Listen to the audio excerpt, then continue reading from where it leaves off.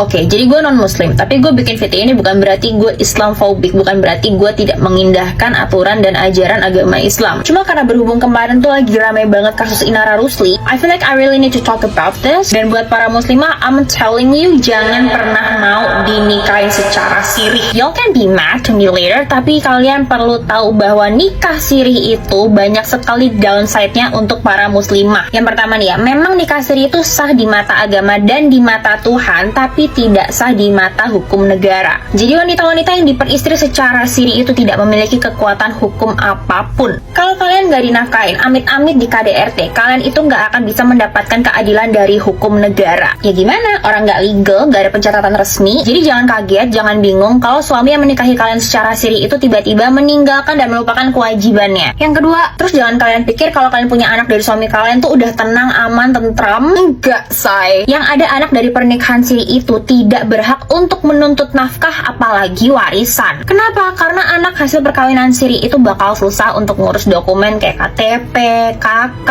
Ya gimana, buku nikah aja nggak ada gitu. Karena cuma tercatat sebagai anak ibu, bukan anak ibu dan ayah. Jadi kayak nggak ada bin atau bintinya gitu loh. Kasarannya status anakmu tuh nggak jelas. But correct me on this if I was wrong. Kalaupun nantinya kalian menikah secara legal, tapi waktu dalam pernikahan siri kalian punya anak itu statusnya tetap nggak jelas. Enak di lakinya, say, tiba-tiba kamu ditinggal, tiba-tiba kamu dimadu, bebas, kan gak ada ikatan hukum. Satu lagi, kalau kasusnya kayak Inara Rusli kemarin, istri kedua, aka poligami gitu ya, tapi secara sirih dan tidak berizin istri sah pertama, suaminya bisa banget dituntut secara hukum. Gimana tuh, udah gak legal, lakinya bermasalah pula. Apapun janjinya, apapun iming-imingnya, mending kalau emang niat nikah ke KUA aja, toh murah cuma 600.000. Gak dirayain gede-gedean, gak apa-apa, yang penting sah, ada hitam di atas putih, ada buku nikahnya. Resepsi mah bisa besok-besok kalau ada duit. Nikah itu gampang, yang susah itu tanggung jawabnya. Tanggung jawab di mata Tuhan emang penting gitu, tapi kita kan di dunia nih, kita hidup nih, jadi somehow penting juga gitu untuk ngikutin hukum dan aturan yang ada di dunia. Again, be careful out there. Semoga video ini membantu. Correct me if I was wrong and I'll see you on the next one. Bye. Memutuskan untuk mundur setelah kamu memilih poligami itu karena hal itu bakalan aku rasakan seumur hidupnya aku, dan aku nggak bakalan kuat menjalani hari demi hari dengan membayangkan sosok perempuan yang bakalan ada di kehidupan kita nanti.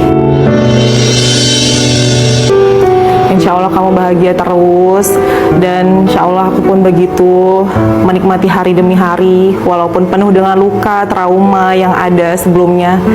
Tapi bismillah, aku bakalan bisa untuk pulih hari demi hari demi kewarasan dan mental Afnan juga.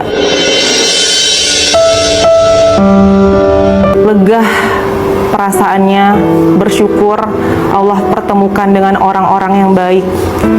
Allah jadikan aku sosok yang kuat untuk saat ini, dan satu harapan aku, semoga bahagia ya ke depannya.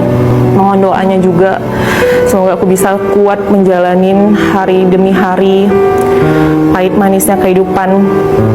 Insya Allah, karena ada Afnan, pasti aku akan kuat. Bismillah.